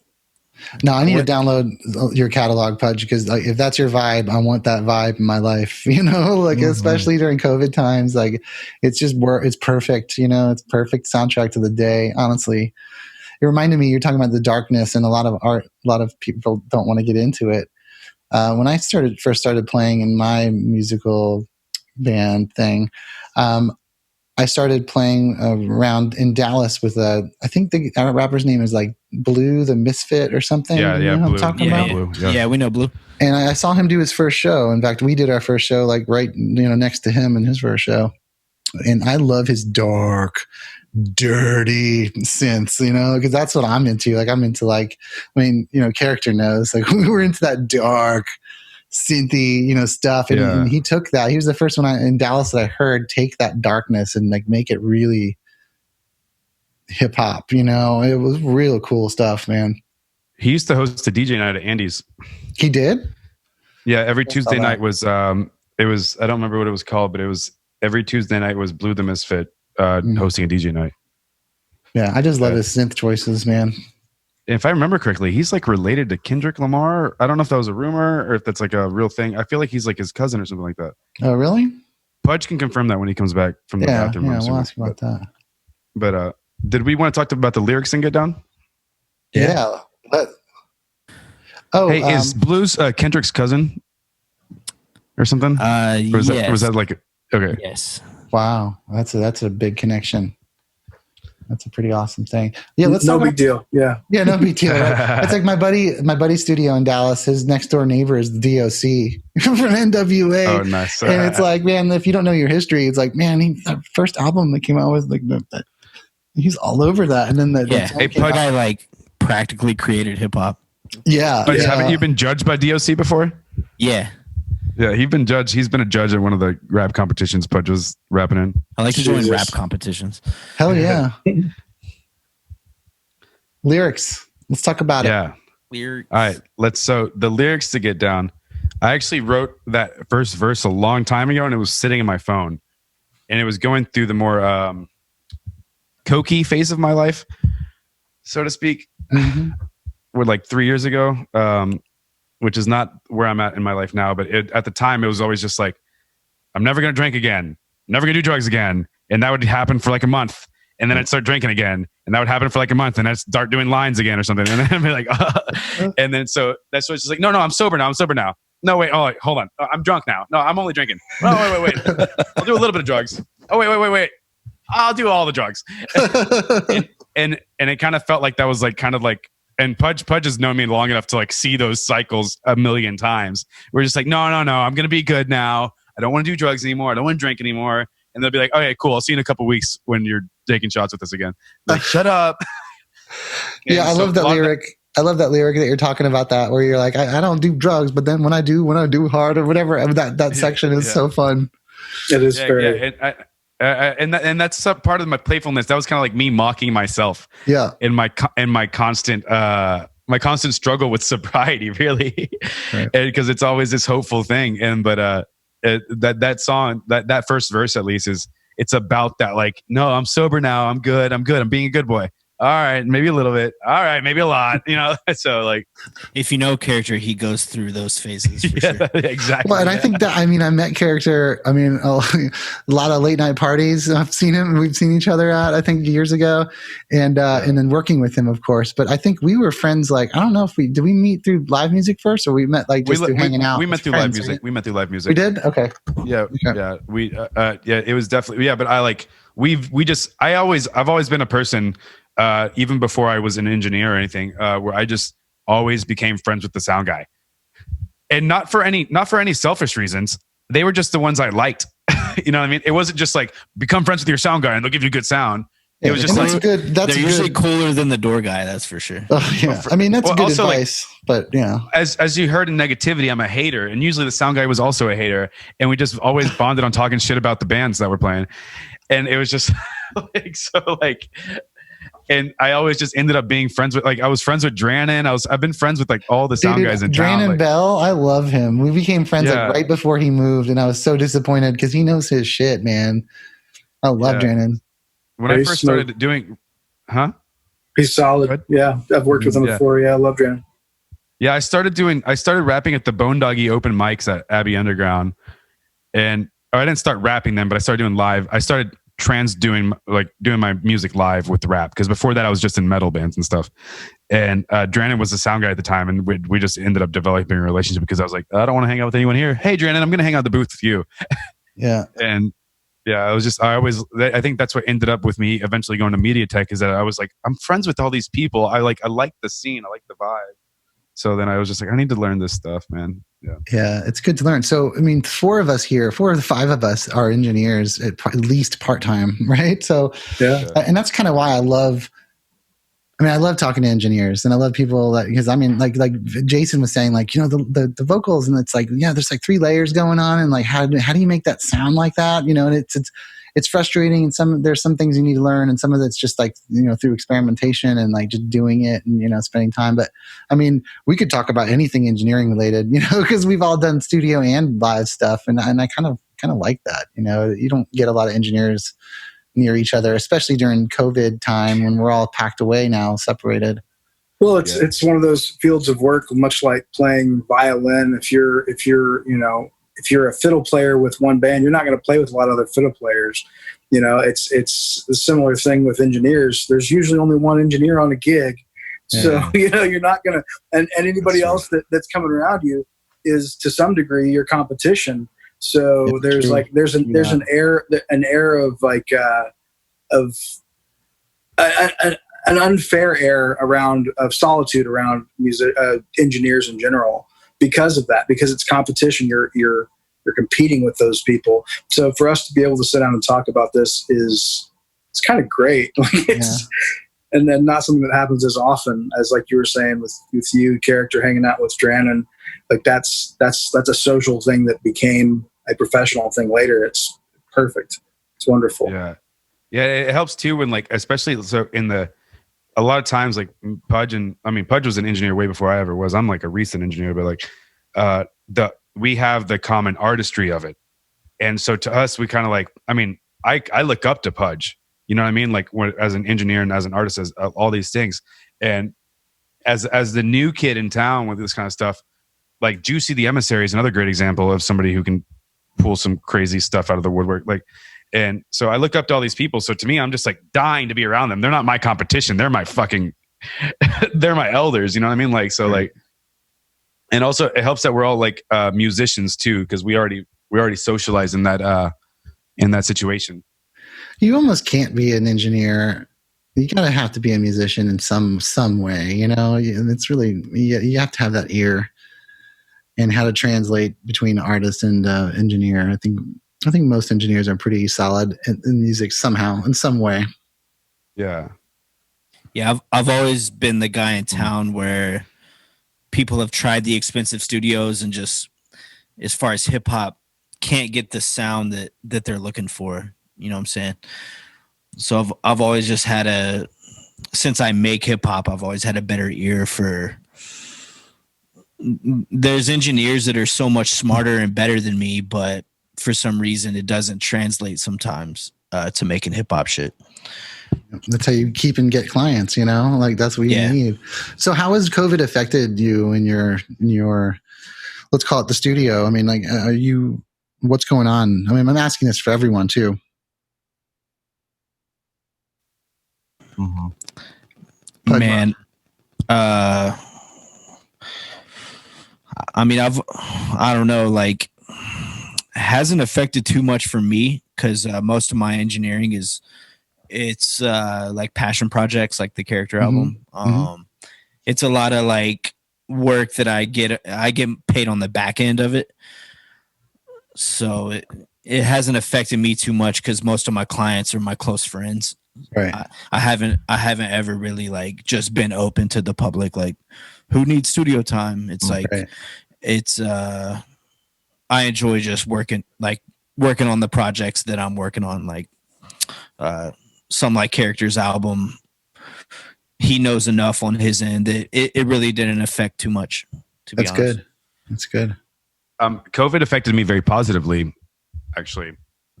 The first few months when I was unemployed and getting unemployment, which was my first experience at ever seeing 4 digits in my bank account for like 2 or 3 months. So I was being able to pay rent, and I was actually I was writing music like my life depended on it. And that's something, as somebody who goes through constant writer's block eras, you know what I mean? And it started, and also I finished the album during COVID, but before I was working on the album, because I was like trying to wait to see when I can go back to Pudge's. So I was just working on other stuff first. And I don't know if you've been paying attention to my social media during quarantine, but I wanted to do a whole thing where I collabed with different musicians during quarantine. And I got like 4 or 5 songs done, different musicians. And I wanted to just do an email exchange with stems and stuff. And I just wanted to mix it myself and just make these songs in quarantine together with people. But not about quarantine, because that's cheesy. It was just a product of quarantine. Right. And I ended up coming up with some of the coolest songs, I think, with different musicians. Like the lead singer of Maple, Chris Watts, me and him made a whole song together where he's singing the choruses and I'm rapping. And it's this beautiful song. And then me and Matt Farmer, obviously we're already amazing friends. So, but we made a song just like that. I made a song with other rappers in town. Like, and I during quarantine, that like helped my chops out. And then after I made like these 5 or 6 songs, then I went and finished the album, because it also helped my mixing chops. Yeah. Because I was scared to mix my own album. You know what I mean? Dude, I understand why. I mean, and I think it takes a lot of time. So you mixed some of this, so congrats and kudos to you, man, because I couldn't, when I first did my first album, there's no way I could do it. And I just failed, and I had to go to someone else. But it's really hard to do your own thing because you have parts that you're in love with. It's like a love relationship, and you're like, I want that sound there. It's important to me. And someone else is like, look, this needs to go. You need someone to be able to just say, no, man, this is not flowing. It's difficult to do your own work. Oh, for sure. And like so go ahead, Pudge. It helps that he does a lot of that stuff on his own. Because as an engineer, I'm like, while he's recording all that, I'm like, what the hell are you doing? And I don't get the big picture until he adds all the effects and layers and stuff. Like So it helps that he can kind of do that on his own time and get really comfortable with a lot of the singing. I'm used to recording a lot of just straight rap, so that's a piece of cake. But I know like doing a lot of some of those like high pitched layers can get like awkward with your homeboys in the studio. Like, making funny. And prime example too, like the metallic drip could have never existed at Pudge's house. Right. Like if you listen, like that was a lot of that song is me going like, you know, like I'm like, it's all these weird little noises. You're just like not gonna want to do that in front of your friend. Yeah, exactly. So, like, when I'm at home with the lights off, I can be like, fine. Yeah, when I'm like, do do do do do do do do la la la. It's a little different when it's at home by myself, and also like, even though Pudge will never be annoyed with me. I mean, he might for other reasons, but like, there might be something I want to do 100 times in a row. And at one point or another, I'll be like, he's not going to let me do it 100 times. Yeah, bro, you're a good dude. You don't want to do that to me. Like, yeah, exactly. I'll get too self-conscious about it. Where if I'm at home, I can do it over and over and over and over and over again. No, that makes sense. So COVID actually helped my album for multiple reasons. It helped me because the solitude, because I live alone and I'm a single guy, that helped me with some of my lyrical content and some of my vulnerability on the album, and made me become more introspective, and I was able to really like reach a part of my self-communication to be able to write in that vulnerable way. And then it also, experimentation wise, I had 24 hours for 2 or 3 months straight where I needed to fill in time, so I didn't mind making weird noises for a couple hours and panning everything in different pans. I'm a panning nerd. Like panning is my favorite. Like I think there is an art to panning, and that's like where I really shine. And if you listen to all of my, go ahead. Sorry, go ahead. No, continue. But listen to all your. I'm sorry. You were talking about panning, and you were talking about how this album, you know, especially that track, are specifically geared towards drug use and hallucinogens in general. What was your first drug album that you were like, this is meant for me right now in this moment? What did you have one? Drug album? Yeah, I mean like an album that you listen to. Yeah. He's like, look at my collection on the side. all of them. So there are certain so even though I've never enjoyed heroin, I love me a good heroin album. And The Fragile by 9 Inch Nails is a big one for me, with Trent at the peak of his misery and his addiction. And that's a big one for me. But as far as like trippy stuff, dude, Primus is one of my favorite bands. So anything Primus, I guess, is pretty good. But and I mean, like, obviously we've talked about Tool earlier. There's a couple LSD references in Tool songs, you know, like sure. But I mean, and also like I also like mindless self-indulgence, and that just is cocaine. Ooh, yeah, it is. But I always like the tragedy drug albums. Those are my favorites. Were the tragedies, the like if Trent Reznor didn't sober up, like The Fragile could have been his last album. You know what I mean? Well, and it was supposed to be like he wrote a little background. Yeah. He wrote an album with his intention to commit suicide after he wrote it for himself. I don't think he was going to release, or it didn't matter. Actually. And the only song that made it from that like suicide period where he went and lived by himself on a lake, there's only one song, and I think it's La Mer, or the song before La Mer, like 2/3 away. Like the one where he's just like, he's talking about, I'll see you, I'm looking forward to meeting you finally. Yeah, I think so. Yeah, that's like the song or two before La Mer. But it's like just basically, I'm going to go off in my own and just disappear. And then he like sobered up, and then he rewrote another album real fast with Alan Moulder, and like it became The Fragile. And it was like, that to me is a suicide, not a heroin album. But it's emotional for sure.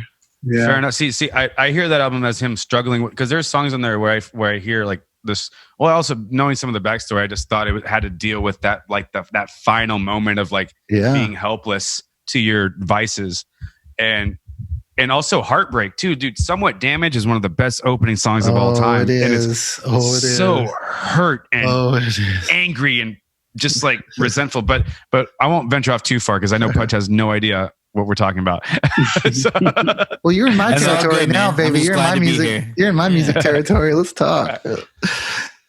But as far as drug albums, though, I'm a big fan of the Tragedies. But also Pink Floyd's one of my favorite bands. Like Animals is one of the greatest albums of all time. Sure.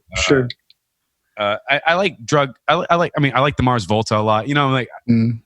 But as far as drug albums go, I like the Tragedies. I like the Tragedy albums. So like not the Weens, not the fun Weens. No, Primus is the closest I get. Ween's a little much for me, man. Like, I get Ween, but it's like just I don't like a band that I can't kind of emotionally connect to. Okay, and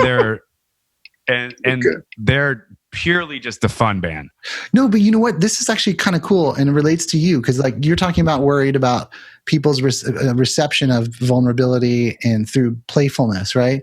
Ween's a great example of they don't just play; they LSD trip it and then magnify it times 1,000 their weirdness, you know, in their characters. Like they have a lot of characters on their vocals in terms of like the way they sing, the way that they act. You know, like. I mean, they're really they're a lot farther out from, you know, the sound, but I could see how they cut it. That was my initiation into that realm of music too. And it felt like it was engineered specifically for that experience. Mm-hmm. Oh, 100%. Yeah. Mm-hmm.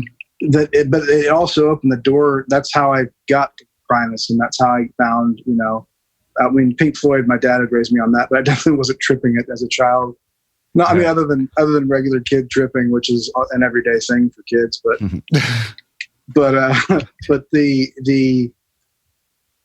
that I felt like with your music, it was hinting at that in a lot of ways. As far as I felt like, even with the beats, even with the on the undertones, it was very playing with reality and playing with. You know, what was the usual, what was the typical for this genre, and I loved that. I loved that about everything I've heard so far. So that's the Primus and MSI influence in me. True. So sometimes when people ask my influence, I tell them that MSI is one of my biggest influences, the way I rap. And if you go into it thinking that, you can probably hear. You don't hear it so much in the studio, but live, you really hear it. When I play live, I do like a lot of like. I change up even stuff on the album where I don't do like pitch modulation with my voice. Live, I'll do like get really animated with it. And that a lot of that has to do with MSI. Although I do want to re-answer your drug question because two of my favorite drug albums, not tripping related, both drug albums, Failure's Fantastic Planet and A Perfect Circle's 13th Step. Oh, yeah.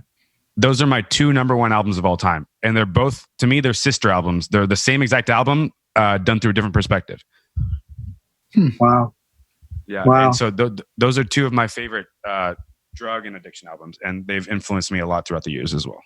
It's amazing. Yeah. 13th Step was a big turning point for me too. That was a huge album for me. Yeah, and they also share a song because The Nurse Who Loved Me is a Failure cover from Fantastic Planet. Okay. I didn't know that. I never put it together. That's wonderful. No. Failure's Fantastic Planet came out in 1996, and The Nurse Who Loved Me is originally by them, and it's an amazing song. And then really? Circle covered it. And because both their albums deal with the same theme, I could write a synopsis on how they're paralleled albums, and I think that's on purpose. Because at one point, Troy Van Leeuwen, who was kind of part of Failure, was in A Perfect Circle during Murder Noms, and now he's in Queens of the Stone Age. Wow. Yeah, so there's a lot of tying elements. And on Maynard's 50th birthday, he got Failure reunited. And then they finally released an album after 18 years after their reunion. And now they're a band again. And there's a video of them on Maynard's 50th birthday where their Failure's playing The Nurse Who Loved Me and Maynard takes the second verse. And it's this. Oh, cool. So I can talk about Failure all day, every day. I don't want to get too derailed.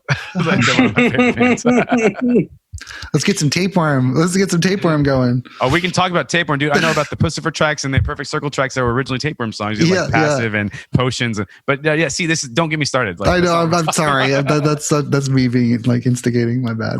Yeah. Let him go and make another podcast just based on that. Right.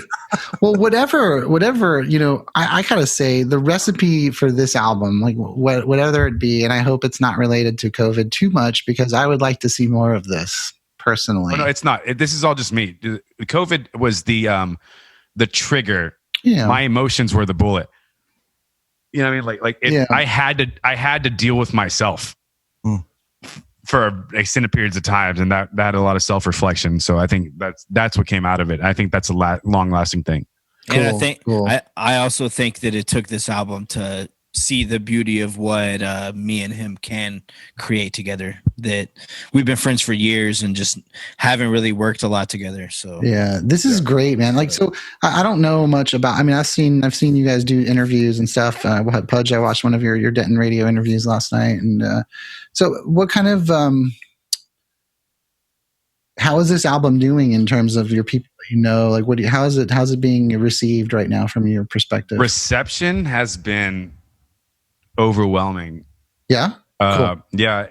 And I think that my vision came to light, and I couldn't have asked for better reception. And it's hard.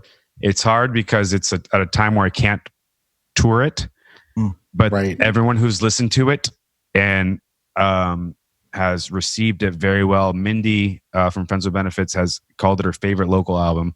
Yeah. Yes. Yep. Makes sense. There's other people that have listened to it, and it's been received as the work of art that I was attempting to make. Man, that's great. A lot of it, I think, like you've accomplished so much since your last album, and have grown so much that it was overdue, you know, for people to see, like, you know, what you actually do, you know. Yeah, that growth, because like I said, it took me 4 years in between albums. Unlike Pudge here, I take a long time with my albums. But in that 4 years, I went through so much shit. You know what I mean? I had to live my life before I could write this album. Yeah. And like my last album came out in 2016. This is 2020 now. And the amount of shit that I couldn't even try to fit in to tell you what happened in those 4 years. I went through a long-term relationship. I had dealt with addiction. I had all this stuff that I've been through in the last 4 years that ended up becoming, it all led to this moment of creating this album. And because I was able to reflect, you know what I mean? Because when I'm in it, it's like I'm too distracted by it. Mm-hmm. Yeah. So I was able to use hindsight as a big inspiration and I had a lot of catching up to do. I had to work through some stuff, you know, like.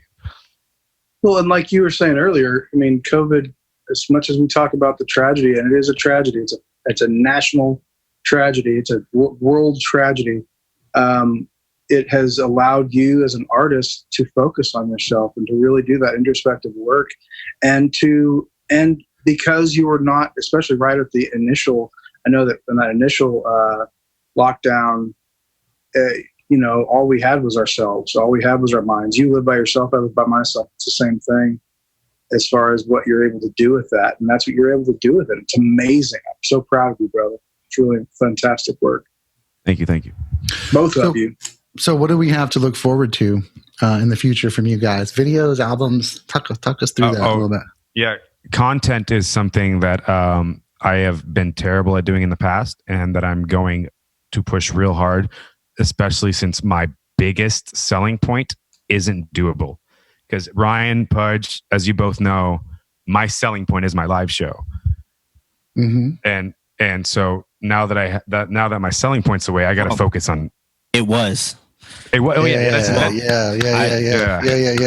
But I think your new album is. You have another thing now, you know. Yeah, mm-hmm. and that's the thing too. Yeah, So I can't wait to see how these songs translate where I shine, because that's the thing. Like, I shine live, and the cool thing about this album is I've always been a big fan. I mean, I am a concert addict. I'm a music addict. My favorite band was Fair to Midland for a long time, and I'm sure any of you DFW people know the name. Yeah, and the albums and the live shows blew the albums out of the water, and the albums were already phenomenal. Mm-hmm. And actually, I need to give them some credit, because they actually inspired my live show pretty early on. So that the energy that the lead singer of that band was putting out into the world is Cool. I was like, Cool. I'm going to do that. Because I was never bored once at a Fred Miller show. And so I took that when I was like 16, and I was just like, that's my kind of persona. That's the kind of persona I'm going to have on stage. And I've perfected that throughout the years. Pudge saw the years where I was way crazier. Ryan, you got like you see the me that's been like figured out. Pudge saw the character years where I was like jumping off of everything and like swinging off of shit. And it was like the Iggy Pop years of the character. Well, I mean, like I've been there less exaggerated. When you're younger and the music's not as good, you kind of have to like use that as a crutch. But yeah, I was going to bring that up, but I'll bring that up now that you say that.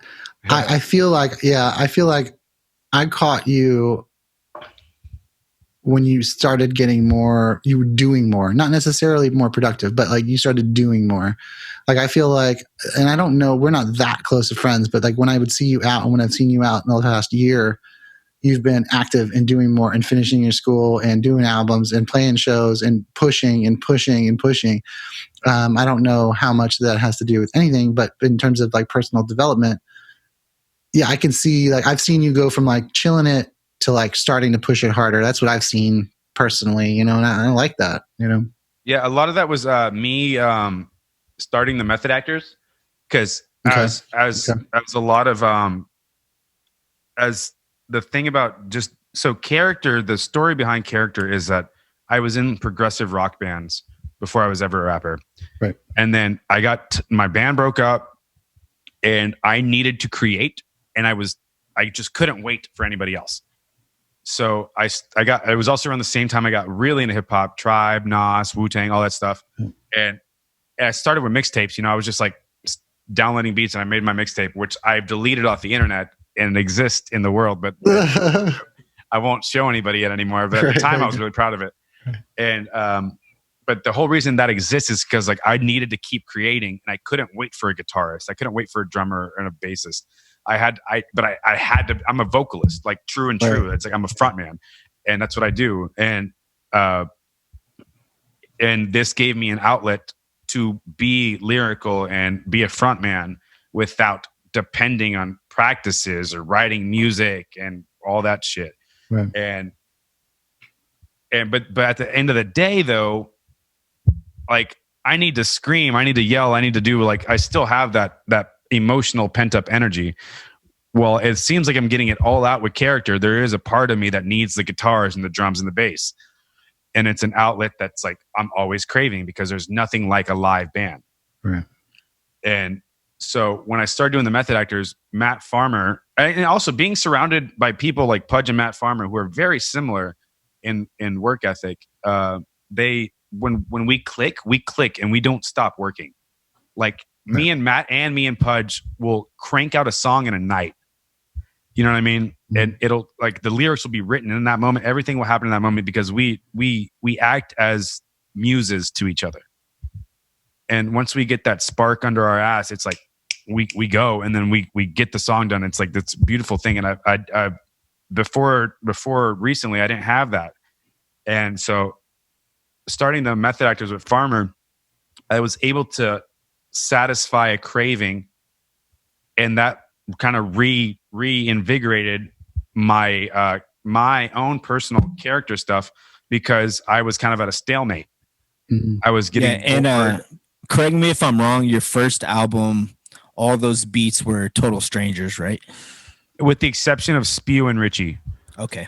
So there's two beats on that album that people I knew. Everyone else I was like buying. It was before I didn't know the hip hop scene yet. I was like I did it before I got into the hip hop scene. Yeah. So this one he actually had an actual hand in helping create the sounds behind what he was rapping. You know, it's important when you talk about like, I want the tone to be kind of a little bit more somber but playful. You know, like it's good to be able to express that with someone and have the knowledge. And sometimes it takes vocabulary that you have to learn working with someone for years before you connect. You know, where you're like, okay, you know, and then like this is what it needs. And you know, once you figure each other out, I think that's a really important part of making it more personal. Yeah, and it's little stuff like, hey, can you drop the drums and add a reverse cymbal? Like, Yeah. when you're just buying a beat from someone, you can't get that kind of you can't provide that kind of input, you know. Well, because when Also, you if buy I- a beat, oh, it's single track, right? You can't get them stemmed out. You can you can buy stem versions. It depends on who you're buying it from. Some people sell it in stems. I wasn't spending the stem money, Right? because at that point, hip hop wasn't what it is to me now, where I will spend thousands of dollars and stuff. But now it's funny because now I don't have to. Pudge gets a percentage off my BMI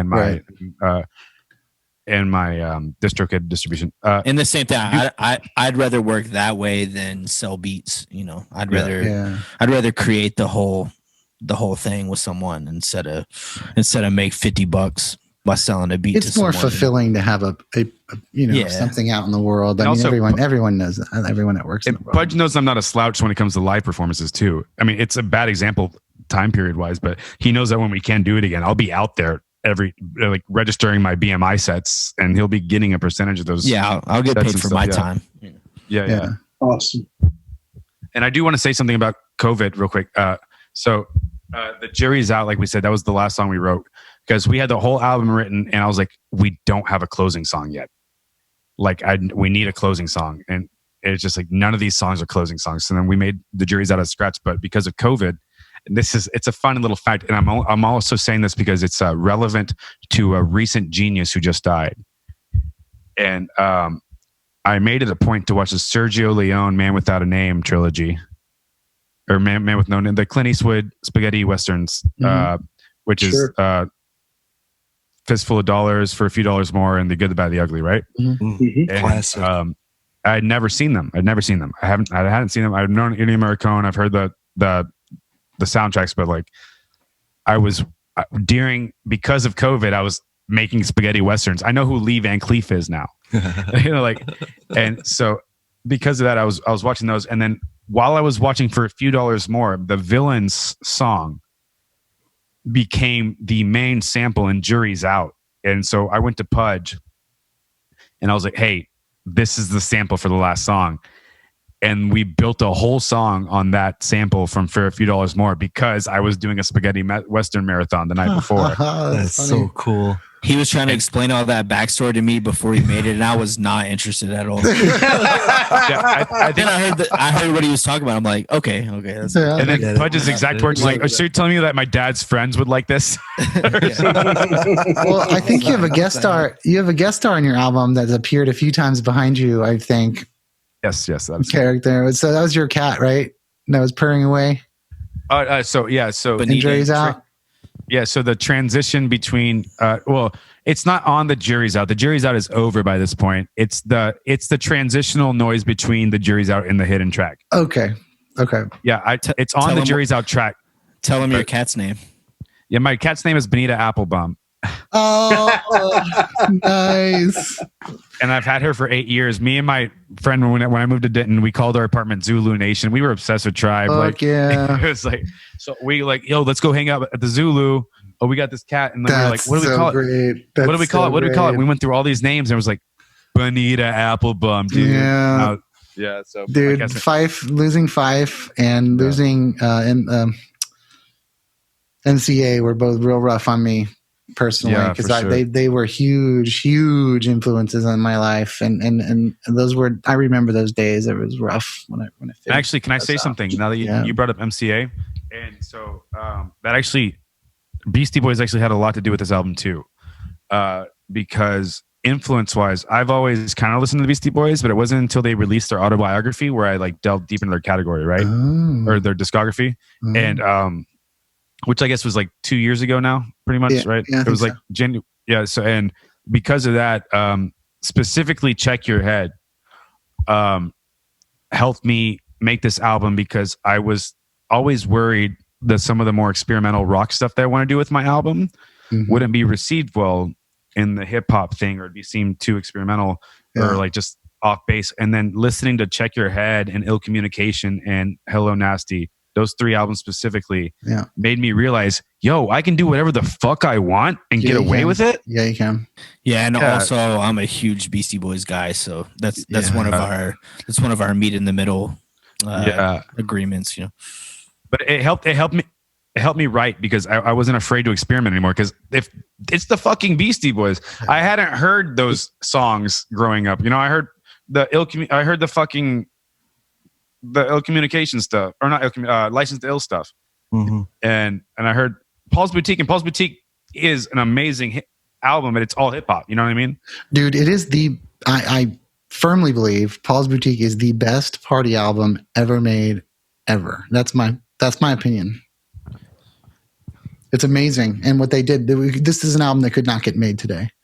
The Dust Brothers killed it. Yeah. You know, and you're even talking about live sound, like the Beastie Boys. I saw most of their shows aside from their first tour because I was too young. Licensed to Ill, I was in 3rd grade, but I think right at Ill Communication is when they started like always having a 15-minute musical set, just jamming out, you know, like yeah. And it was always so great, and their whole entire the entire atmosphere would change, and they would have like a cabana tiki setting, and everything come out with their stand-up bass, and they would just jam, and it was so cool to see that. I remember. Yeah, and that's the thing for making beats for him is you would get I've seen that done so well that I understand. So you get a lot of producers that are going to want to be more hands-on, and when he's like, hey, I'm going to get my homie to play guitar, I'm just like, cool, do it. Like, I don't, you know, I'm not going to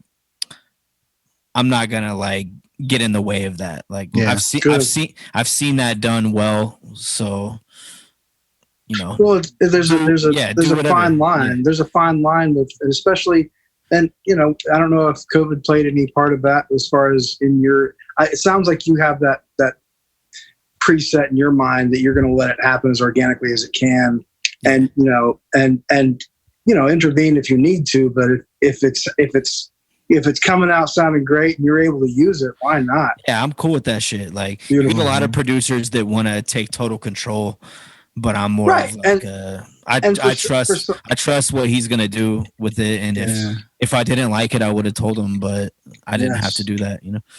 Beautiful. So, Character, who do you make music for?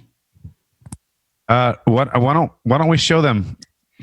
Actually, what I'm going to do is we're going to end the show with that, and we'll just that will be the last thing. So I'm going to wrap up. Well, let's wrap up, actually. Can I ask you a question? And yeah, sure. Yeah, it's just a simple question. Where did that album art come from? Todd Little made it. Thank you. He's a local graphic designer. Do you know Todd Little? Mm-hmm. Yeah. So no, he's a local graphic designer. He's actually done a lot of Pudge's stuff too. And he, I had the idea of like something like mask related, you know what I mean? And then we kind of came up with that. So he took the picture of me, and then he kind of cell shaded over it. I mean, he drew over an actual picture we took. That's so also cool. He's one of those guys like grew up a hip hop fan, so it's a classic cover. I'm very happy with it. He's good at like, you can give him a few ideas and he'll bring it to life almost better than what you told him to do, you know. I'm also a big fan, dude. I mean, an album, like, people don't realize the subconsciousness that goes into like marketing an album. And dude, don't get me wrong, you know me, right? And you know me, like I've ran J&J's Basement for a while now, but album artwork is most of the selling point. And like, people will buy an album because of just their artwork. Yep. Sometimes, you know what I mean? I found bands that way, you know, when I was buying CDs, you know, back when you're crate digging specifically too. Totally. I can tell immediately if I'm going to be able to make a beat out of it. So to me, like, the album artwork is just as important as every single song on that album. Like, because there's also been albums where, like, as a fan, the whole track listing doesn't match the artwork that was made for it. Mm-hmm. Yeah, and so like I know how important that can be. If you have a good album cover, it can really set the mood for them before they even hear the music, and this one you can kind of sway them, you know, before they even hear it, you know.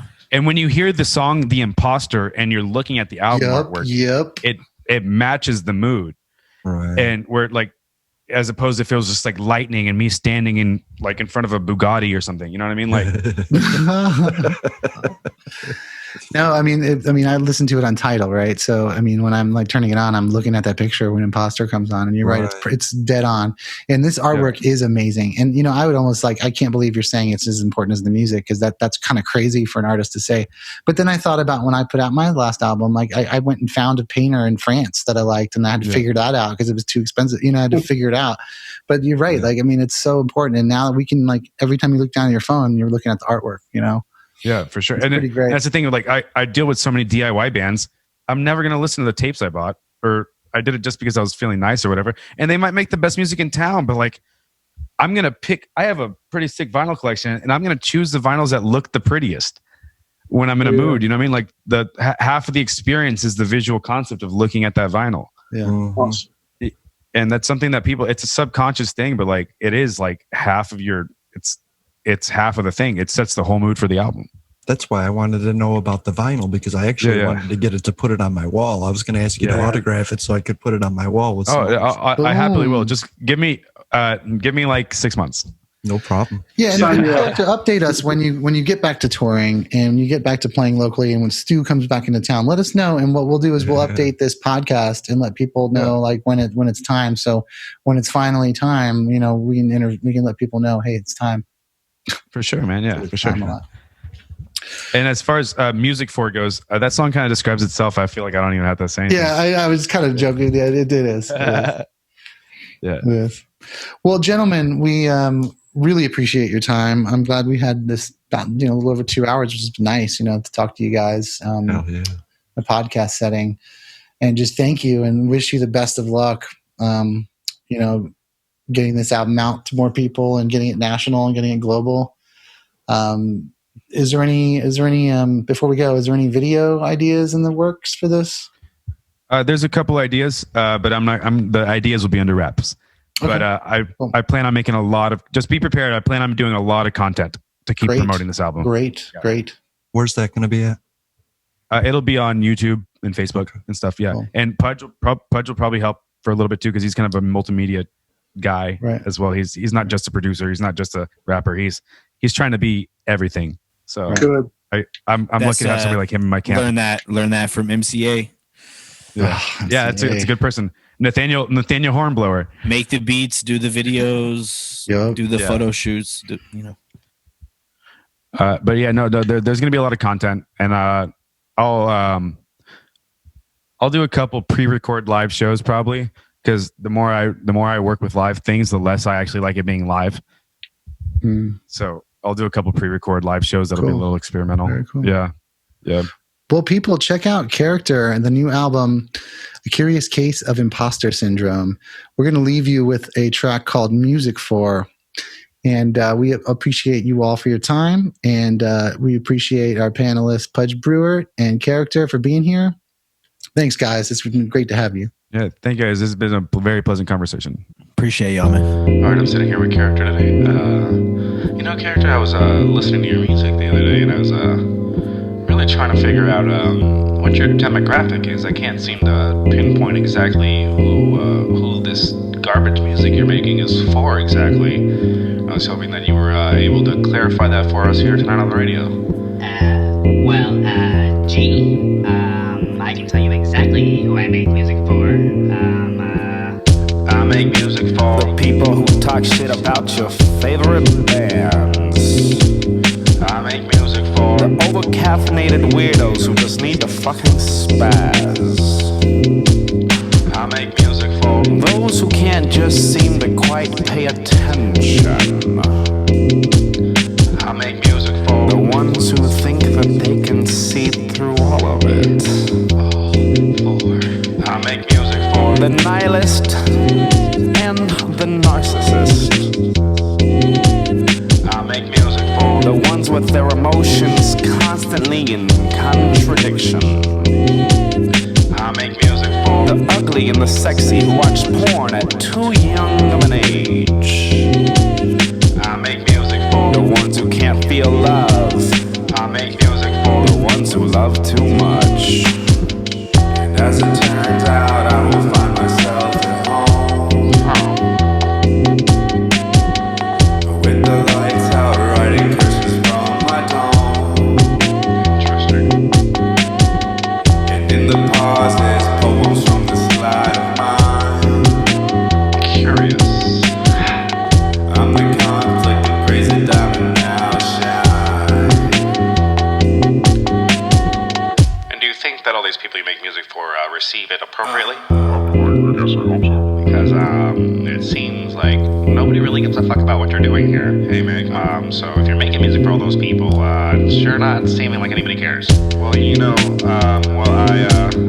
I make music for The ones that hate things just because everybody else likes it. I make music for The hilariously misunderstood. I make music for The ones who think that they get me. I make music for The ones that know they never will. I make music for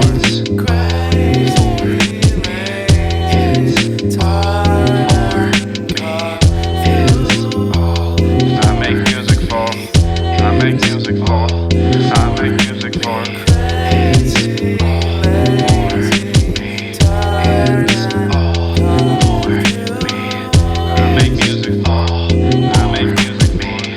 As it turns out, I will find myself at home with the lights out, writing curses from my dome. And in the pauses, poems from the slide of mine. Curious.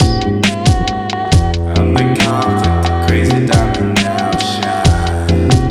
Okay. Well, I just want to thank my guest character for coming on the show and monumentally wasting my time with that bullshit answer to a somewhat genuine question. Fuck you. So, thank you very much. Yeah.